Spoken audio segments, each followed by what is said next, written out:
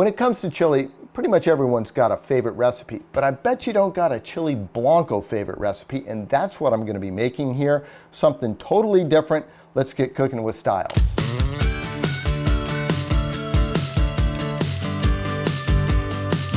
When I make my chili, I like to use a thick cast iron pot like this one. Ceramically coated would be a great way to go if you have it. And we're going to put about 2 tablespoons of olive oil in here.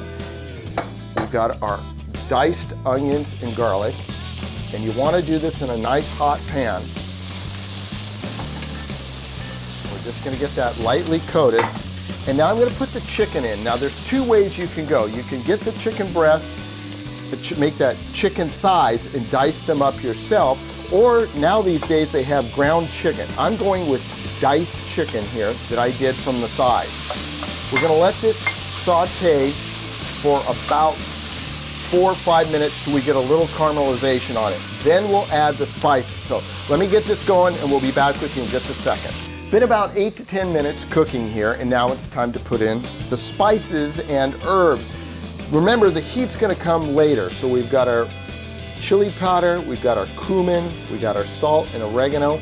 And you're going, what is that other little powder there? Well, that's what makes everything kind of tighten up. That's our cornstarch. We're gonna throw that in, and we're gonna get everything coated, and then we'll start adding the rest of the ingredients. The reason I put it in before I put all this liquid in is because that cornstarch could get a little lumpy. And see how it all soaks up all the juices, and our meat's coated really nicely. From there, chilies, diced, white beans, drained, chicken broth. And now, let's give that a nice stir. From here, it's time for the jalapenos. Remember, you can always make it hotter.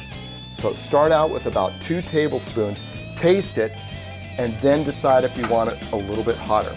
We'll bring this to a boil, turn it down to a simmer, and in about 45 minutes, it'll be done. Been about 35-40 minutes. We had a nice little simmer going there, and you can see how that cornstarch thickened up that sauce. Now, if you want it tighter, put a little bit more cornstarch in there. If you want it thinner, more brothy, leave it out. Let's go put this in some bowls and get eating. Just like all chilies, you got to dress it up a little bit. Our chili Blanco, though, will get a little bit different things than you normally put on there. So we've got a nice presentation bowl, get a nice good scoop or 2. Let's do 2 scoops of that chili Blanco. And then we're going to dress this up a little bit. Of course, you need a little cheese. I'm using Monterey Jack here. Put that in the center, and then we're going to take some green. We'll put some scallions that I've sliced on an angle like that. Cilantro, gotta have cilantro. And then if you like it spicy, now's the time to jack it up just a little bit with the jalapenos. And then this is what I like to do. Some crushed blue corn chips on top. That adds a little texture, crunch to that. Imagine that on a nice cold winter's day. Something different, chili Blanco. That's Cooking with Styles. If you'd like the recipe, go to cbs8.com/recipe.